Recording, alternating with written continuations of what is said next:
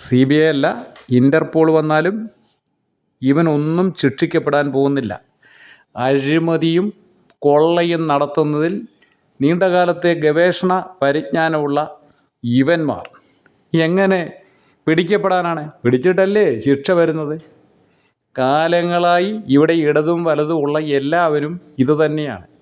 ഇവന്മാരാണ് ഈ ലോകത്തിലെ ഏറ്റവും വലിയ നിരീശ്വരവാദികൾ. എന്തെങ്കിലും ഭയം ഉണ്ടായിരുന്നെങ്കിൽ എടുക്കില്ല. അപ്പോൾ എടുത്തവന്മാരെല്ലാം ഇടതും വലതും ഉള്ളവനൊക്കെ കോളേജുകളും ഏലത്തോട്ടങ്ങളും ഒക്കെ ഉണ്ടാക്കിയവന്മാരാണ്, കേവലം മെമ്പർമാരായിരുന്നു കൊണ്ട്.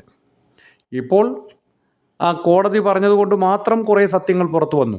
ഇനി എന്തെല്ലാം പുറത്തു വരാനിരിക്കുന്നു. എന്തായാലും 5-10 കിലോയൊന്നുമല്ല, 50 കിലോ സ്വർണമെങ്കിലും ഏറ്റവും കുറഞ്ഞ അവിടുന്ന് ഇപ്പോൾ അടിച്ചു മാറ്റിയിട്ടുണ്ട്. കൂടുതൽ അന്വേഷണം നടത്തിയാൽ ബാക്കി ഒന്നും അവിടെ ഉണ്ടാവില്ല. എല്ലാം മുക്കുപണ്ടമായിരിക്കും. സ്വാമിയേ ഭരണമയ്യപ്പ.